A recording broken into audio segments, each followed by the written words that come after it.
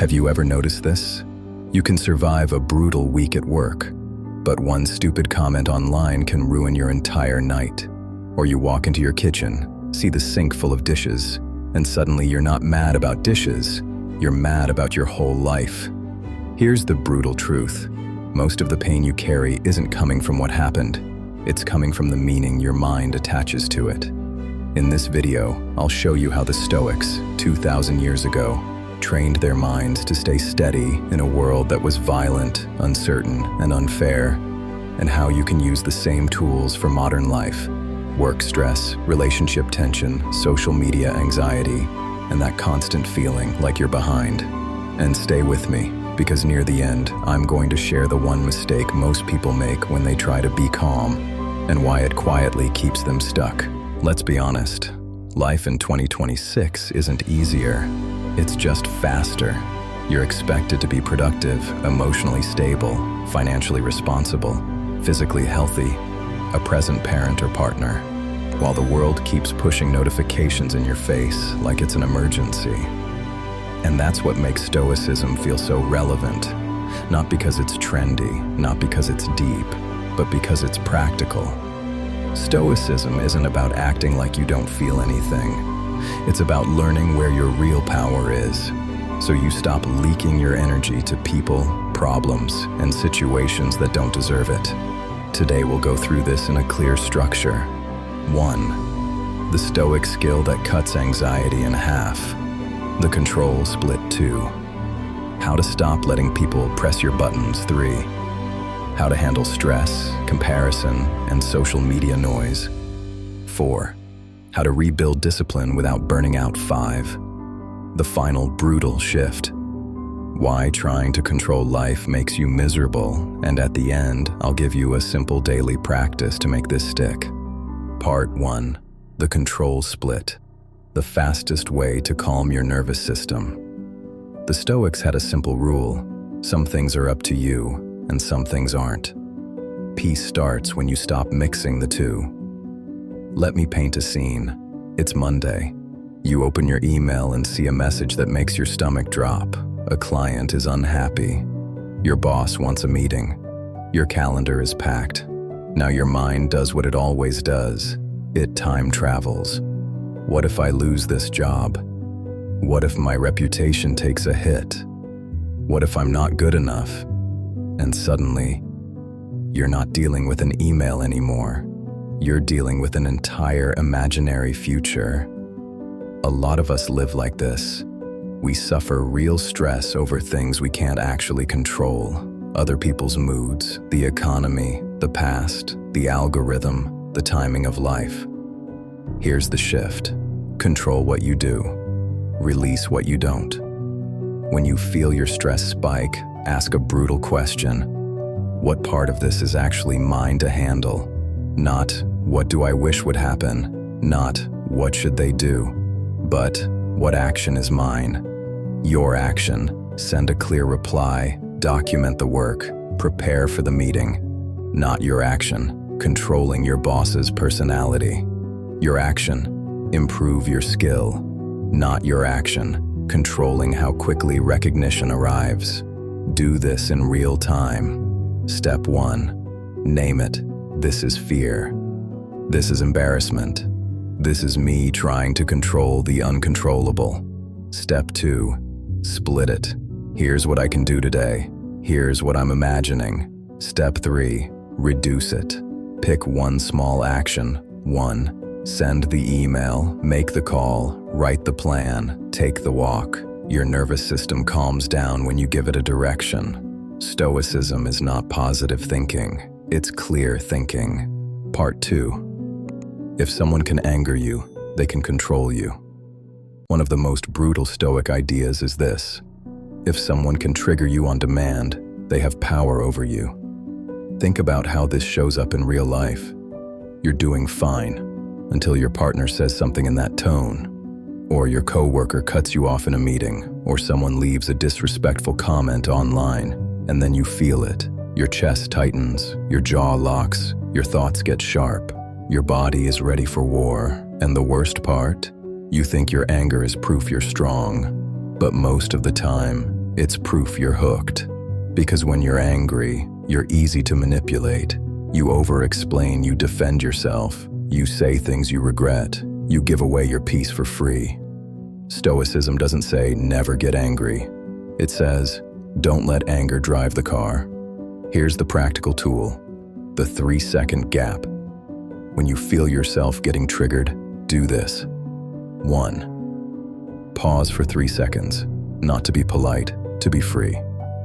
2. Label the bait. This is bait. This is someone trying to pull a reaction out of me. 3. Choose your response like an adult, not like a wounded teenager.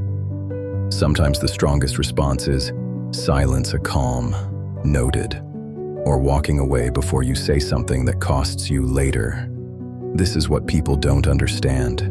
Self-control is not weakness, it's leverage.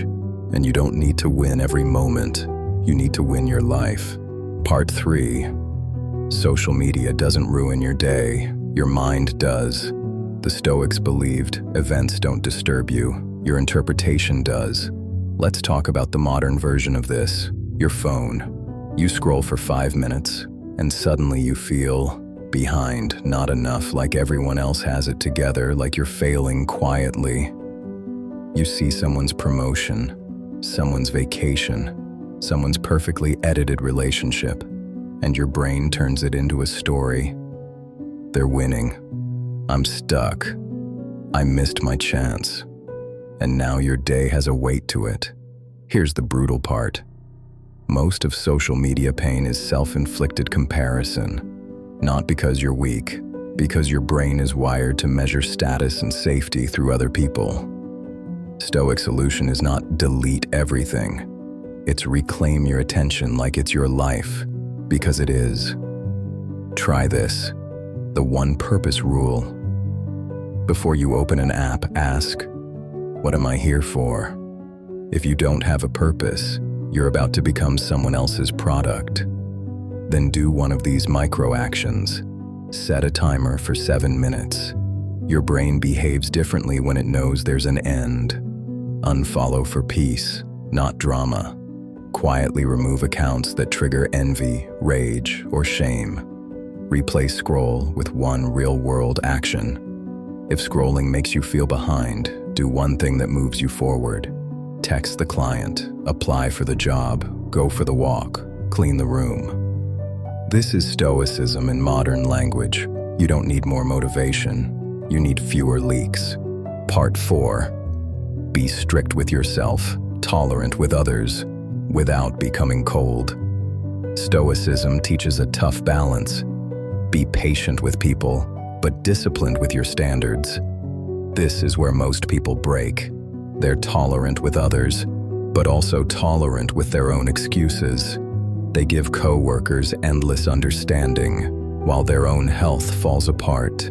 They give family endless grace, while they stay stuck in habits that drain them. So they become bitter, and then they swing the other way.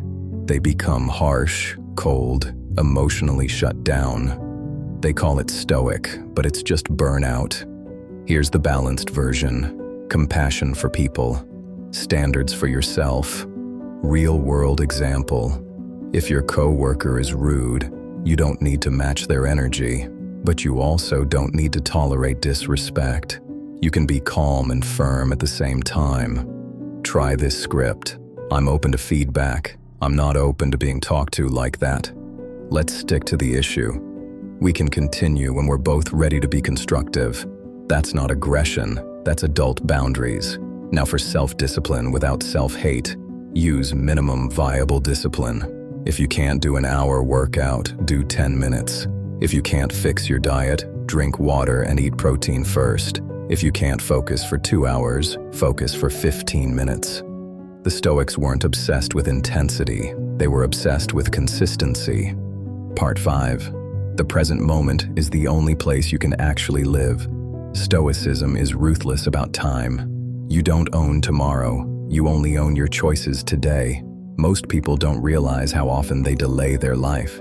They delay hard conversations. They delay leaving a toxic job. They delay the gym. They delay apologizing. They delay starting the thing they keep thinking about at night, and they tell themselves, when things calm down. But here's the truth: things don't calm down. Life changes, but pressure stays. And then one day you wake up and realize you've been living in later for years. Stoic move: shrink your time horizon, not in a depressing way, in a clarifying way. Ask, if I had 12 months left, what would I stop pretending? That question cuts through noise. Then pick one today action. Book the appointment. Start the savings transfer. Write the first paragraph. Take the walk. Have the conversation. You don't need a perfect plan. You need momentum. Stoicism doesn't promise comfort. It promises clarity and direction. Part 7. Your environment is training you, whether you admit it or not. Stoics took relationships seriously. The people around you shape your mind. You felt this.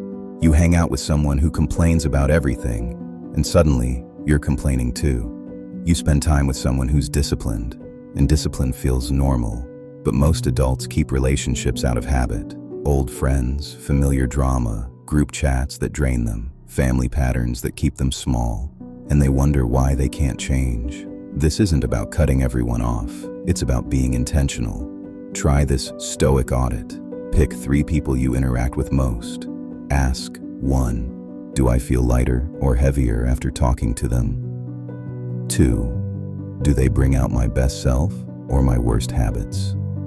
3, do I respect who I become around them? Then 1 action. Reduce exposure to the draining ones, increase time with the uplifting ones, and protect your mornings from negativity. Stoicism is not just mindset, it's design. Part 8. The 90% mistake. People try to control feelings instead of training responses. Remember the open loop from the beginning? Here it is. Most people hear Stoicism and they think, I need to stop feeling anxious. I need to stop feeling angry. I need to stop feeling insecure.